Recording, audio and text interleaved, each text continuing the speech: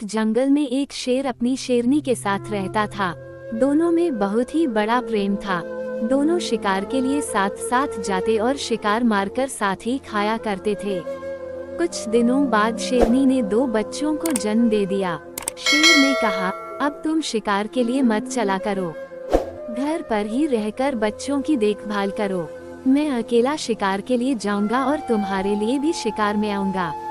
उस दिन से शेर अकेला ही शिकार के लिए जाने लगा। शेरनी घर पर रहकर दोनों बच्चों का पालन पोषण करने लगी। एक दिन जब शेर शिकार के लिए गया तो पूरे दिन घूमने के बाद भी उसे कुछ नहीं मिला। वापस लौटते समय उसने लोमड़ी के बच्चे को अकेले घूमते हुए देखा। आज शेरनी के लिए कुछ भोजन नहीं मिला है, क्यों न इस लोमड़ी को ले चलूं? ऐसा सोच के शेर ने उस बच्चे को पकड़ लिया। शेर लोमड़ी के बच्चे को लेकर घर पहुंच गया। आज जंगल में इसके अलावा कुछ नहीं मिला। बच्चा समझकर मैं इसे मारकर खा नहीं सका, तुम इसे मारकर खा जाओ, शेर ने कहा। शेरनी बोली, जब तुम इसे बच्चा समझकर मार नहीं सके, फिर मुझसे क्यों कह रहे हो कि मैं इसे मारकर खाऊं? मैं इसे मारकर नहीं खाऊंगी। जिस प्रकार मैं अपने 2 बच्चों का पालन पोषण करती हूँ, उसी प्रकार इसका भी पालन पोषण करूंगी। आज से मेरे 3 बच्चे हो गए हैं। शेरनी उसी दिन से अपने पुत्रों के समान ही लोमड़ी के बच्चे का भी पालन पोषण करने लगी। लोमड़ी का बच्चा भी शेर के दोनों बेटों के साथ पलने बढ़ने लगा। जब तीनों कुछ बड़े हुए तो साथ साथ खेलने कूदने लगे। शेर के बच्चे यह नहीं समझते थे कि वो दोनों शेर के बच्चे हैं और ये तीसरा लोमड़ी का बच्चा है। इसी प्रकार लोमड़ी का बच्चा भी अपने को शेर से बच्चों से अलग नहीं समझता था। कुछ और बड़े होने पर तीनों बच्चे एक दिन खेलने के लिए जंगल में गए। उन्होंने एक हाथी को देखा। शेर के 2 बच्चे तो हाथी के पीछे लग गए, पर लोमड़ी का बच्चा उसे देखकर भयभीत हो गया। उसने शेर के बच्चों को रोकते हुए कहा, अरे उसके पीछे मत जाओ, वह हाथी है, तुम दोनों को पैरों से कुचल देगा। लेकिन शेर के बच्चों ने लोमड़ी के बच्चे की बात नहीं मानी। वे हाथी को मारने के लिए उसके पीछे लग गए, लेकिन लोमड़ी का बच्चा डरकर अपने माँ के पास आ गया। कुछ देर बाद शेर के दोनों बच्चे लौटकर अपनी माँ के पास आ गए। उन्होंने अपनी माँ को कहा कि हमें जंगल में हाथी मिला।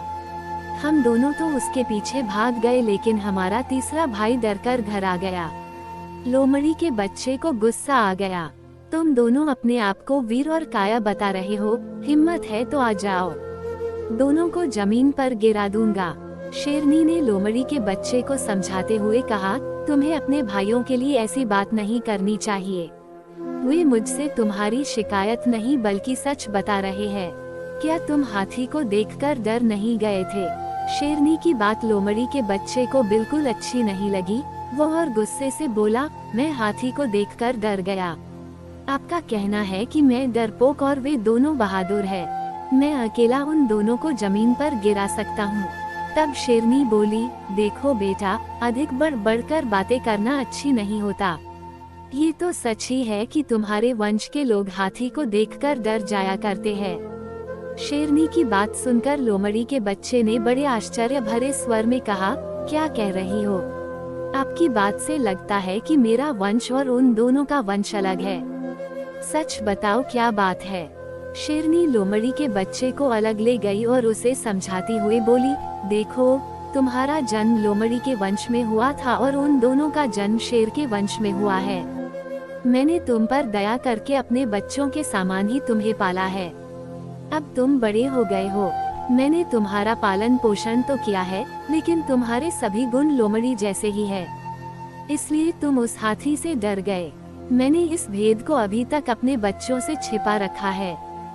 जब उन्हें ये बात मालूम हो जाएगी कि तुम लोमड़ी के बच्चे हो, तो वे तुम्हें मारकर खा जाएंगे। इसलिए अच्छा है कि भेद प्रकट होने से पहले ही तुम यहाँ से भाग जाओ। शेरनी की बात सुनकर लोमड़ी का बच्चा डर गया और वहाँ से चुपके से भाग गया।